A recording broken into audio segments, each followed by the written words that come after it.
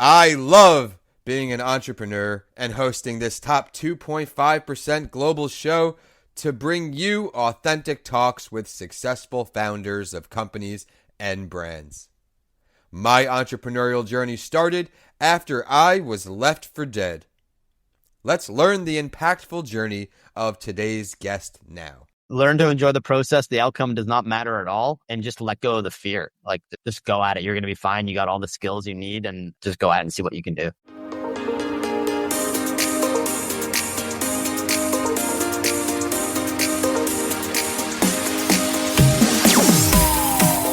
Welcome back to That Entrepreneur Show. I'm excited for today's guest because we had the chance to have a call before the show, build up some rapport, and he's a lights out guest. You may have seen him in Market Watch, Bloomberg, National Post, Financial Post, but he is, as I would say, the matchmaking king over here in the marketing arena. So thank you so much for joining us here on That Entrepreneur Show. Thanks for having me on the show. I'm excited, and I'm excited to share. He's getting ready to go to Mexico after this call. So tell everybody what you're up to out there. I joined a bunch of different entrepreneurship groups, and one of the groups that I'm a part of has a mastermind in Mexico. So what better way to connect with other business owners in the sun and having fun? I'm excited to learn exactly how you got there, everyone. We're going to learn about his path, not just the wins, but the losses and how he recovered from those. So thank you for streaming in or catching us live when we go live on the audio airs here. This is That Entrepreneur Show, the number one podcast for small business owners and entrepreneurs to hear from successful founders around the world. My name is Vincent A. Lancy. I'm excited to deliver another show with another rock star guest. This show today is brought to you by our friend John Ford. Head to empathyset.com to help you stay mentally healthy in this busy world of entrepreneurship. But I like to run these show in phases. Before, we're going to get right now, and then we'll circle back to what's next with these masterminds. But when did you know that entrepreneurship was the right choice for you? It's a great question. I didn't really know. I kind of just stumbled into it. Unlike most people that get into entrepreneurship who are like, I don't want to work for anyone and I want to do things myself. That wasn't my way. I was an engineer by trade. I loved what I did. I was working as a sales engineer with like mid-sized companies a lot, but I kind of got into the marketing space super randomly. And I was just curious, man. I'm curious about everything. And so I started learning about websites, Google Ads, SEO, realized I didn't enjoy building out 80-hour websites. But as I did that, I noticed that there's a gap between like businesses understanding marketing and then marketing agencies understanding business. Anytime I would put people in the same meeting and match make between the two, I found that they weren't speaking the same language and that most marketing agencies didn't really understand business. And so what ended up happening was I was like, maybe I could be the matchmaker between the two. And so I kind of just started doing that on the side of work for a while. And it got to a point where about 3.5 years in, the flywheel hit. And I was like, all right, looks like I'm making way more money doing this. I like doing both things. Like, let's just go give this a shot. And that's how I got into entrepreneurship. Once you did make that jump, what was one of the hardest things from the transition from the steady job you had to now risking it all? So for me, I never really got to the point where I was like risking it all. Like, I'm an engineer, so I'm like fully prepared for all situations. So I had about a year of runway in the business to pay like everything for the business. So like, even though I had that financial security, everyone would call it, because most people run business with like a 3-month runway, not a 1-year runway. It was still really hard. Once you left the full-time gig, that stability just still feels like it's lost. And so you have to grow personally to be like, I have to get comfortable with just being uncertain all the time, right? Like, that's what happens in business, right? 3-4 months in, interest rates hiked in the US. All e-commerce businesses got hit. Everyone who had loans ended up having to pay double the amount a month, right? So we almost hit that like mini little recession and then kind of been like riding that. So that's kind of the hardest part, of just being comfortable with the uncertainty and just like growing into that. The uncertainty is real, the ups and downs. You'll have great months, you'll have 0 months, and that's just part of the game. But that's great advice there, having the runway just to get started. And I had a little bit of a runway, but not a 1-year runway. I had finally left corporate, and I'm sure the peace of mind with the 1-year runway is nice. But other than financial challenges, there are a ton of other challenges to get a business off the ground. What's another one that still sticks out to you as a major lesson learned? The biggest lessons I learned was very early on. So when I started this business, I had a partner in the business for the first 3 to 6 months, and we kind of built it together. That's kind of where the name CJAM comes from. His last name, my last name, combine it, kept it, because he gave me the idea of like kind of starting this thing, right? But there was a time where he's about 20 years older than me, and his decision was, Behdad, I don't want to do this. Like, this isn't interesting to me. I'm at a later stage in life. I want to find what I really want to do. Sure. And that was hard because I'm the type of person that likes to work with people. I love to collaborate. I like to bounce ideas off of people. I like to build things with others. And so all of a sudden, when he said, I don't want to be a part of this anymore, I went, oh, how am I going to do this myself? Can I do this myself? There's all those like questions, right? And I remember being in my living room. We have this little bench. It's probably about this long. And I was like just facing on it with my stomach on it, my head down to the ground. My wife is just looking at me like, what's going on? I'm like, I don't know what I'm going to do. Can I do this thing? Can I not do it? And it was super interesting because I actually talked to the partner about it, the ex-partner in the business. And he said, people get partners in business because they're trying to fill in a gap. What gap was I filling in for you? And that totally just like triggered something for me in my brain. And I said, oh, the gap that he fills is one, I like talking to people about the thoughts and ideas that I have. At that point, I had built a network of a few different agencies that I could talk to. So I was like, okay, that gap. And two, he was a very high level sales exec, very high level, working with enterprise businesses and stuff like that. And so I said, okay, well, if he's the like 10 out of 10, what am I compared to him? I'm like an 8.5 out of 10, let's say. Like, that's not that far off. And I could still use him for advice and stuff like that. And so I asked him and he said, yeah, sure, no problem. And that actually took away the fear of that part of that journey. Never had to ask him about sales advice. I've been doing quite well 5 years later. But you know what? Like, it just felt like such a big thing in that moment. And I'm sure, and all the advice you gathered from him in the time you had together has helped you catapult to where you are today. And now we learned a little bit about your business. Who would you say your target customers? Who can you best serve? My target market is typically businesses that are scaling and growing, typically in the $3 to $30 million range, but I work with customers smaller and bigger. Once a business really understands like we have product market fit and we're growing, but we don't actually have like a marketing strategy in place, or we don't feel like we have the right marketing agencies or experts helping us, because in the marketing realm, like if you are working with B-level players, it's way different than working with an A-level player. Like the top 5% can help your business grow exponentially versus ones that kind of keep it stagnant or linear. And so I kind of come in and go, based on what you have currently today, you need to upgrade your partners that you currently have. Here's the people that I recommend, and then you can move forward from there, right? And so that's kind of where I work really well in. And I've worked across all different types of industries. Like I got customers in the service-based industry, e-commerce, SaaS, manufacturing, app marketing, just a whole range of things, because I've talked to over 1,028 different marketing agencies and experts over the last 6 years. And so I have probably have one of the best networks in the world when it comes to marketing. Friendly push to put that in some kind of book. I do need to get to a book at some point, yes. You have all of that data, and I mean, you have social media content for years, of course, but putting that in a book, that's going to be part of your legacy already. I'm manifesting it for you. So the next time we catch up, you're like, hey, Vince, we got to get you on writing with authors too. I got the book to talk about. Yeah. Keep up the great work and keep aspiring for more. But I'd like to talk on some areas I know that you can provide some value to. What's something about running a company that most people don't realize? Like, let's just talk about going from full-time to running a business. A lot of people think like, oh, like it's just all roses. I own my own schedule. I do all these different things. What people don't realize is that when you're in the corporate environment, there's a ladder. We all know that the ladder exists in the corporate realm. The same ladder exists on the business side, right? So you start a business, you're a solopreneur initially, and then you move up to hiring a few different people. You become a manager. Once you become a manager, then you become the business owner, because then you get someone underneath to kind of manage your team. And then once you're that business owner, you're like, I got some free time. What do you end up doing? And if you're successful at it, you have money. And so you go, well, I'm going to start investing. So you pull yourself out of the business, start investing in other businesses, right? And it just keeps rolling up. There's a whole ladder. And each time you're leveling up, you literally have to become a different person, right? And that's what people don't realize. They think like, oh, if I go into the business realm, like I can go get passive income. Like that stuff doesn't exist. It exists, but it takes so much time to build. Like some people, it could take them 3 years to build passive income, but it's because they failed for the last 15 years, right? But typically it'll take you anywhere from like 5 to sometimes 30 years to build a machine that runs itself.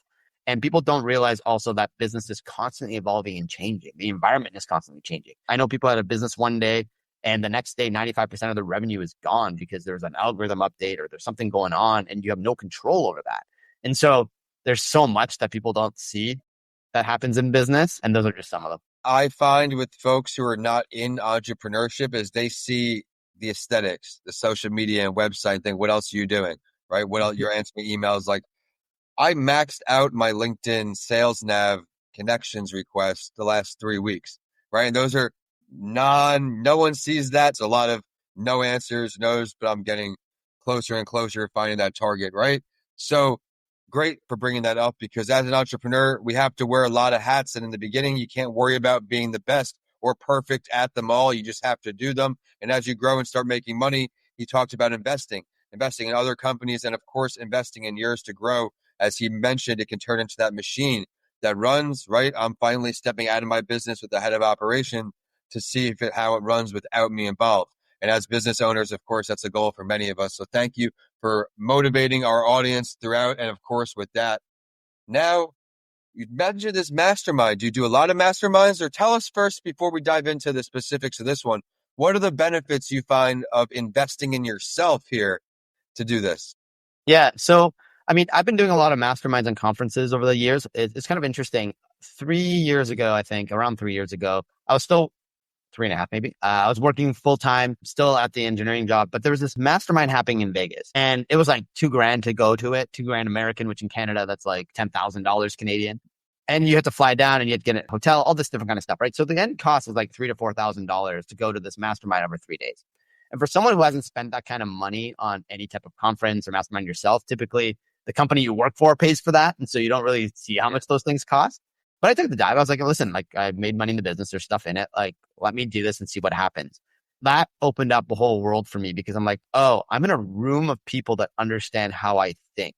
That's when I kind of really realized. I was like, oh, my brain thinks totally different than corporate environment. Yeah. As soon as I started telling people what I did, how I did it, they just got it. Like, it was just so fast. They're like, then you should do this and you should try that. And I'm like, wow. Okay, I'm in a room of people that are really intelligent. They're all running businesses. They're all telling me I got something that makes a lot of sense, giving me ideas on how to move forward. I'm building relationships. That event, like I've probably made over like 150 to 200 grand just from like the relationships and things that I've gotten from that event. Right. So that kind of like took that Band-Aid off. And then so I did another one and then realized that paid for itself as well through connections and networking and that kind of stuff. So I'm a super connector at the end of the day. Like when you look at the number of people that I've met and the relationships that I've built, I just love connecting humans together. And it just so happens that I do it in marketing and development, but I also do it in other areas of my life as well. And so me going to those networking events, it's just like, it gives me energy. I love meeting people. I love building relationships. And it actually helps business too, which is like a great byproduct of it. And I love what you said there, investing in relationships. My business, I'm celebrating as we're recording this 10 years in entrepreneurship in 4 days. I didn't start figuring it out, until I didn't start making money consistently until about 7.5, 8 years, right? Yeah. After I finally hired an assistant and started letting go all of that. Investing in relationships is when that started to happen. I used to be so focused on trying to get a sale. All right, that's not the way it works. Building these relationships with people over years, like you're saying, you're seeing the same people maybe at other conferences. I know B, he does this. You got to talk to him. Finally, your business, because you have that trust built, that human interaction. Well, virtual events, are great. I love them. Like right now, we've been connected, but nothing replaces that in-person handshake, talking about your businesses. And as you said, it paid for the investment of the ticket with the revenue generated from referrals in that department. So absolutely incredible. Now we could touch on the event you're going to, maybe inspire some people to go there next year. So I'm going to Dynamite Circle. So it's actually a group of lifestyle entrepreneurs. I really like it because people just have a different mindset. So I'm part of different groups. Some groups are like, we need to scale and make as much money as possible. And then this group's like, I just kind of want to build a business that I really enjoy and allows me to travel and go around the world and all that different kind of stuff. And there's some really highly successful people too in this group. But I just really like the vibe of it, right? Like that's kind of what I'm building and I've built is a business that I enjoy running. And I don't care to make a ton of money. Like I just want to help people as best I can and build a machine that really, really works well. But I don't care if this thing makes 8, 9 figures. Like that's not my goal in life. Like that's not going to make my life any happier. It's not going to do anything for me. I'm just enjoying the process of building what I built. And I have the same mindset people are going to this event. So it's from, I head down on Monday. I think we got like a day of rest and then it's like a 3-day event where you'll do presentations. I'm going to run a panel around just like what marketing strategies are working for the group. And then every night we have social mixers and networking events. I'm hosting a ping pong tournament after some of the presentations. So it's going to be a pretty fun like business event where you're going to meet some cool people. So you've got skills in ping pong. I have some skills. I still need to go hire myself a coach at some point because I love ping pong. It's so much fun when you get. He's listening, but one of my buddies growing up, Alex, we used to play at his house. He's a lawyer now, so this isn't really his aligned podcast, but used to beat me pretty good every time. They're very good at it. Yeah. I'm totally excited for it. And Mexico's the best place to play ping pong. Like that's just Mexico and ping pong just go hand in hand. All right. Well, I hope it's fun. I look forward to hopefully seeing some stuff up on LinkedIn and on the other networks now that we're connected. But before I let you go, before I get your contact info, if you could pick any entrepreneur, dead or alive, to sit down with that you haven't met yet, to pick their brain a bit, who's your choice and why? Oh, good question. I mean, this is a pretty generic answer, but like Warren Buffett, I would just love to just pick his brain. Not as generic as you think. Okay. All right. Let's talk about it. You get a lot of, if I hear Elon Musk or the big ones, I always ask, let's delve into why, because you can't argue the choice, but I am interested to see how, like you said, everyone's brain works a bit differently to why they want to speak. Yeah. So for me, Warren Buffett is just, I mean, he's extremely smart. He knows how to evaluate businesses. He understands economies. He understands all that stuff that I don't understand or haven't put time into fully understanding, right? I'm more of an index investor, and I just kind of leave it at that. And we mess around with some other different types of mutual funds. But the way that he sees business, the way he thinks about business is just something that's super interesting to me, and would love to just like pick his brain on that. And I know that he gives a lot of information online, but it'd be good to be chatting on it. Where would the meeting go down if you could pick the location too? I know he likes burgers. So we have a place called The Parlor in Gastown in Vancouver, and they got like a double smash burger that's almost like the evolved version of a McDonald's like burger. It'd probably be there. All right. Well, that's great. I got to thank you so much, B, for coming on, and you gave us a lights out show. If you could talk to your earlier self on day one of entrepreneurship, give yourself one piece of advice, what would it be? Once again, generic advice. Learn to enjoy the process. The outcome does not matter at all. And just let go of the fear. Like, just go at it. You're going to be fine. You got all the skills you need, and just go at it and see what you can do. I wanted to sneak one more in there for everyone listening on because we had an extra minute or two. Thank you so much, V, for coming on the show. Again, coming from Canada, so it's always great to see my message getting across outside in the Tampa Bay region now. Very grateful that we get to attract entrepreneurs like you who have now had over 1,000 assessments of marketing agencies. The sheet I had 963, so I just updated it from where we go live to 1,000 plus. So I want to make sure we're not shorting you there. Where can we find you online, website, social media, whatever you want to share? Yeah, I mean, the best place to find me is on LinkedIn, as you said. So Behdad Jamshidi, when you're looking for me on LinkedIn. If you're trying to get in contact with me, just going through my website. So www.cjammarketing.com. If you fill out a form there or connect with me on my Calendly, there is the best way. And yeah, and if you are a business owner and you're trying to find the right marketing agencies and partners, like if you go down to the bottom of my website, there's a whole resource section of the types of questions you should ask, the pricing lists, like all that stuff, so you don't get scammed by marketing partners and just trying to, roll your wheels and never figure it out.